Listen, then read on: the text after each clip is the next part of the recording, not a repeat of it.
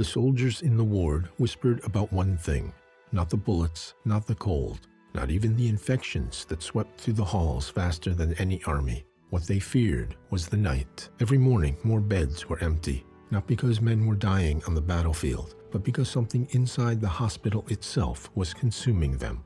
The air was suffocating. The floors were slick with filth. The smell was so heavy it clung to your clothes. And no matter how strong a soldier was when he arrived, most didn't make it out alive. But amid the chaos, a strange rumor began to spread. A rumor about a woman who walked the corridors long after everyone else was asleep, carrying nothing but a lamp. A woman, some believed, could slow down the shadow hovering over the hospital. The truth about how that story began is nothing like the version most people know. Because to understand why she appeared in the most dangerous hospital in the British Empire, and how she changed the meaning of care forever, you have to go back to a moment so terrifying that the army tried to hide it. A moment that revealed something undeniable. The place meant to heal soldiers was the very thing killing them. And to understand how it happened, we need to look at the weeks just before she arrived, when the numbers became impossible to ignore. When Florence Nightingale arrived in Scutari, she didn't walk into respect or admiration. She walked into a catastrophe. That winter, 4,077 British soldiers died, but only a fraction had ever seen battle. The rest were lost to something invisible: typhus, cholera, dysentery, the fevers that spread like wildfire. For every soldier killed by enemy fire, 10 were dying from disease. Imagine that. Your biggest enemy isn't the war. It's the hospital meant to treat you. Overcrowding was so severe that the men slept in hallways. The sewers beneath the building were cracked and leaking. Ventilation was nearly non-existent.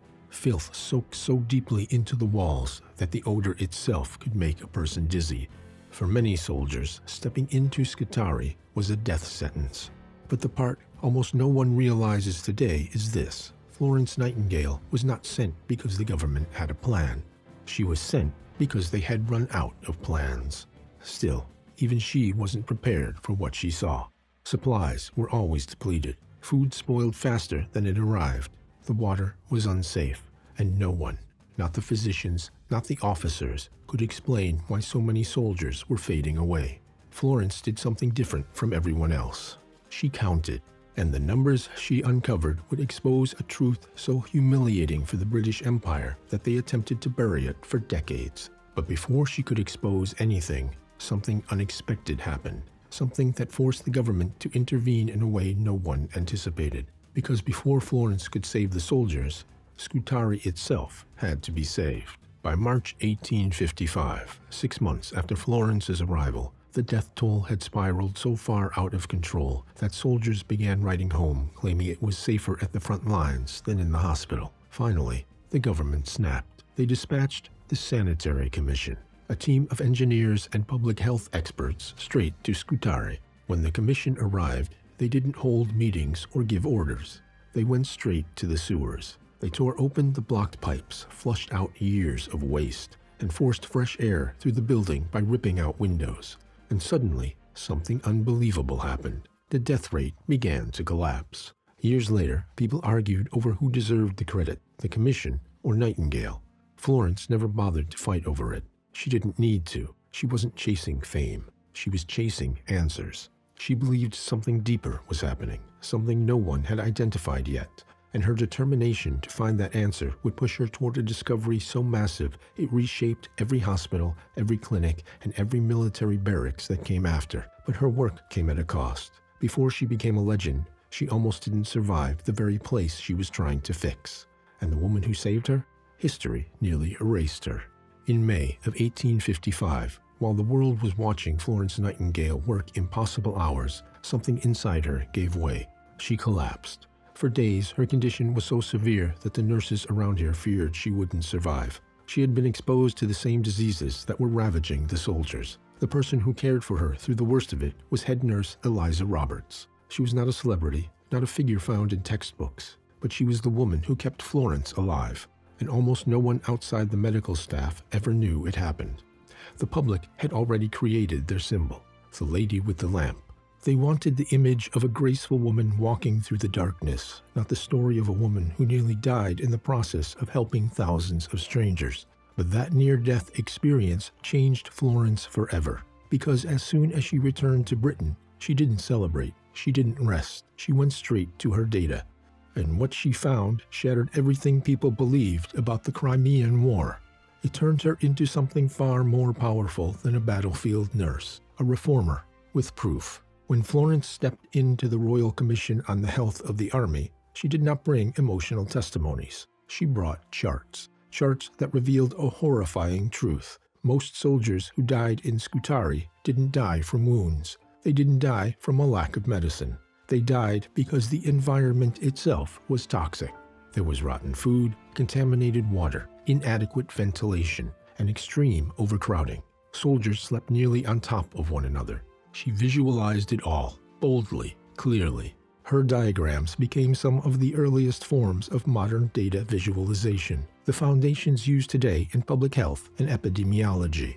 The British Army was embarrassed, but forced to change. Ventilation systems were redesigned, barracks were rebuilt, water systems were corrected, waste disposal became a priority. Peacetime death rates finally began to drop. Florence had turned statistics into a weapon, not against people, but against disease. But while she was transforming the medical world, a quieter debate was beginning, her supposed rivalry with Mary Seacole. The truth behind that story is far more complicated than people think. Today, the internet loves a rivalry, but the truth is surprisingly simple. Florence Nightingale and Mary Seacole met only once. Mary stopped in Scutari and asked Florence for lodging. Florence said yes. Mary later described her as kind. So where did the tension come from? Mary had previously tried to join Florence's nursing group, but was reportedly blocked by one of Florence's colleagues. Mary believed racism was involved, and given the era, that belief was understandable. Florence, in private letters, worried Mary's business, which included serving alcohol,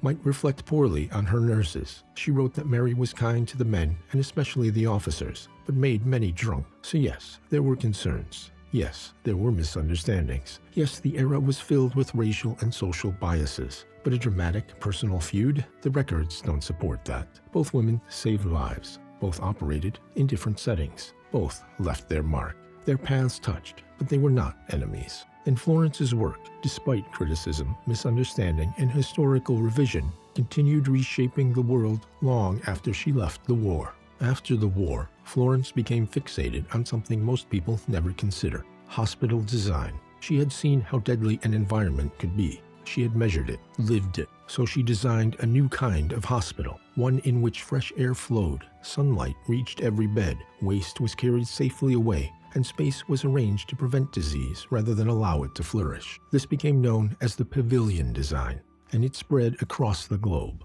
Architects began seeking nurses for input. Governments studied airflow. Cities restructured sanitation systems. Florence Nightingale became not just the founder of modern nursing, but one of the founders of public health. Her message was simple, and leaders hated it. The greatest danger to human life isn't bravery or medicine or war. It's the environment we build around ourselves.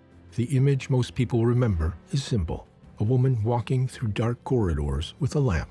But that light wasn't a symbol of softness. It was a symbol of relentless observation, persistence, and the willingness to confront an institution and say, the problem is not the people, it's the conditions. Florence Nightingale didn't become a legend because she carried a lamp. She became one because she ignited a different kind of light, a light made of data, design, and truth that forced the world to rethink how care should work. Her influence shaped hospitals, armies, cities, and the entire field of public health.